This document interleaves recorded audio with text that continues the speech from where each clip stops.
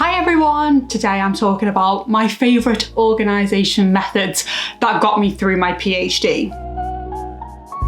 I'm Julia, I am a final year PhD student studying neuroscience, and I've almost finished my entire PhD thesis. But I would not have got here had it not been for certain organisation methods that allowed me to keep on top of my work throughout my PhD, allowed me to write up my thesis because I could find where everything was and get through my thesis full stop, because it's a long, hard process. My motto with organisation is simple, not fancy.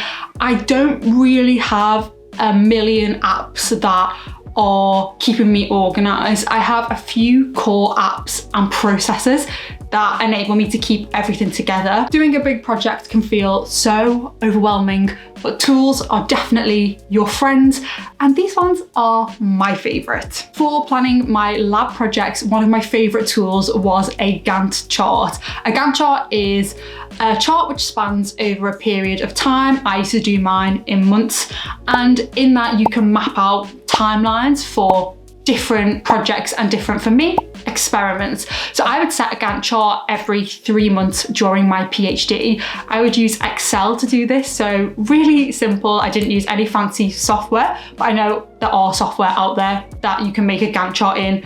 Probably a bit easier than Excel, but I just stuck with Excel, and I'll copy the instructions I used into the link below. What I would do is make a list of everything that I wanted to get done in the upcoming 3 months. I would then batch those together into similar experiments, and then I would add these into my Gantt chart. So I would order experiments based on what comes first, second, third, fourth, and estimate how long each experiment should take me. I would always give a bit of leeway as well.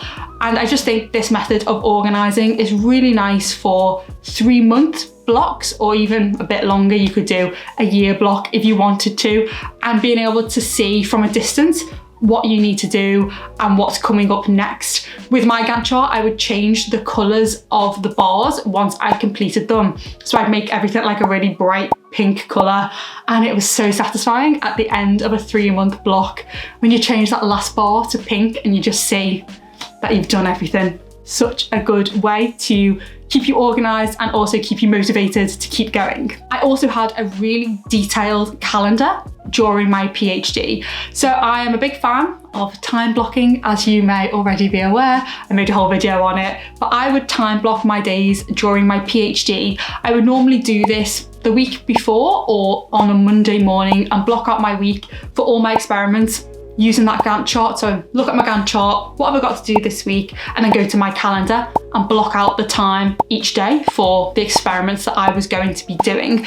Now, I wouldn't just block out Western blot, for example, if that was what I was doing. In each block, I'd be quite detailed. So with Google Calendar, you can add details to each event that you've put in there. So in that, I put in a few bullet points about what I was actually planning on doing, and I would also retrospectively go back, so at the end of a day, go back through my calendar and I would change the things that I planned based on what I actually did.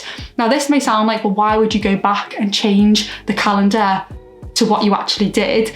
This was vital for me writing up lab notebooks and also for writing up my thesis, because I could go back to a week at any point in 3 years and see exactly what I did that week with some details in there as well. So it's really useful to go back and change your calendar to what you actually did do, and then you've got a whole log of your entire PhD in a really easy to approach format. Every Friday I would have an admin afternoon. This is an organisation method which I think many people would love to do but maybe don't have the time to do. With a PhD, you're a little bit more lucky in the sense of your time is more flexible. So I would take Friday afternoon from like 2 till 4 and sit and organise everything from the week I've just done and the week coming up. So for the weekend, I could have time off. I think giving yourself actual allotted time during a working day to do this type of admin is really important, because it makes you take it more seriously.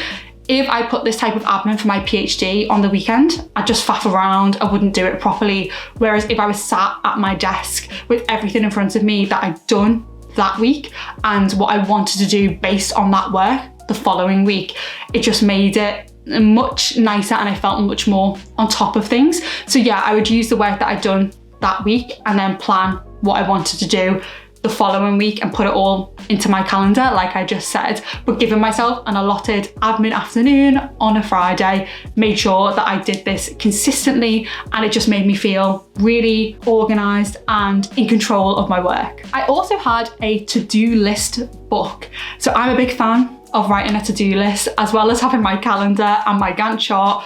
Each day when I come in to work, I would write a to-do list for that day. Now my to-do list would be so detailed. I break down tasks into really, really small things, like something that would take me 15 minutes, that would be on the to-do list, half an hour. I break down all those big tasks into really small ones and put a little box next to it so I could just cross things out as and when I needed to. And I'd fill out on the to-do list any random things that cropped up during the day that I did. I'd then add them to the to-do list and tick them off as well. What I ended up with by the end of my PhD was 3 books which have every to-do list in from day one of my project. And you might think, oh, that's maybe not useful, but because I wrote all these little tiny details down, it means that I could go back to a random week in November and be like, hang on, that was around the time where I did this experiment and I'm not too sure what temperature I set the block to. I could go back and see the exact temperature because I would write down, set the heat block to 95 degrees or whatever the detail was. So having a book of to-do lists is also a really nice log to go back and flick through if you are writing up lab notes or writing up your thesis. I actually have a book now where I do this very same thing. So you can see each day I have a highlight for the date and then I write a list and I cross things off as I go.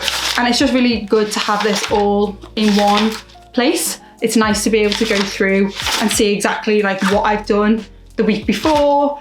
And yeah, it just keeps you motivated as well, crossing things off the list. For me, that's like a real motivator because it's like, I've done that, yeah. So having a physical book of to-do lists was really a real good anchor. I'd say it was like an anchor for me. I'd get in the morning, the first thing I would do would be write my to-do list. And by the end of the day, it would all be either ticked off or I'd move things to the next day.